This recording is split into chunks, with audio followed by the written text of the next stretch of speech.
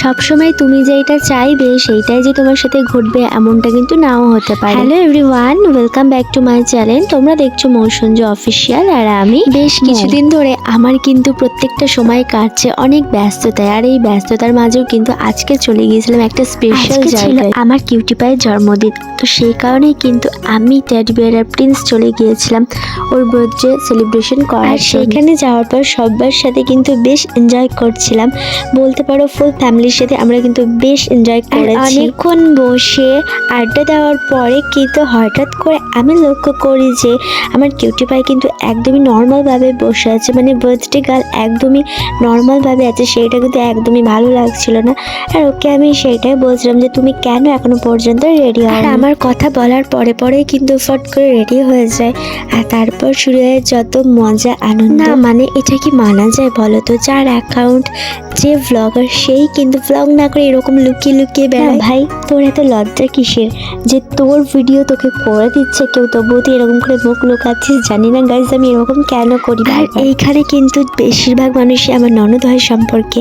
আর এদের সাথে আমি কি কি গল্প করছিলাম সেইটা না হয় তোমাদের সাথে শেয়ার নাই করলাম। যে ফার্স্টেই বলেছিলাম যে যখন যেটা ভাবি সেটার উল্টোটাই হয়ে যায়। আর কেন বললাম বলো তো? আমি কিন্তু ডেইলি ভাবি যে তোমাদের সাথে একটা করে ভ্লগ শেয়ার করব, আর সেই মতো কিন্তু একটা করে ভ্লগ রেডি করেও রাখি, কিন্তু এডিট করা হয় না, গ্যালারিতে নর্মাল পড়ে থাকে। যাই হোক, অনেক গল্পগুজব করার পর ফাইনালি কিন্তু এখন আমাদের বার্থডে গার্ল কেক কাটিং করছিল। আর এই সময় গাইস আমার দেখাটা তোমরা কমই পাবে, দ্যাটস আমি এখানে কিন্তু টেডি বিয়ারের পিছনে লুকিয়েছিলাম, কারণ এত এটা স্নোফল করছিল, আমার প্রচন্ড ভয় লাগছিল যে হেয়ারে যদি এটা পড়ে না একদম চুলগুলো বারুল যাবে। হেয়ারটা তো আমি বাঁচিয়েছিলাম, কিন্তু আমার ফেসটাকে আমি বাঁচাতে পারিনি।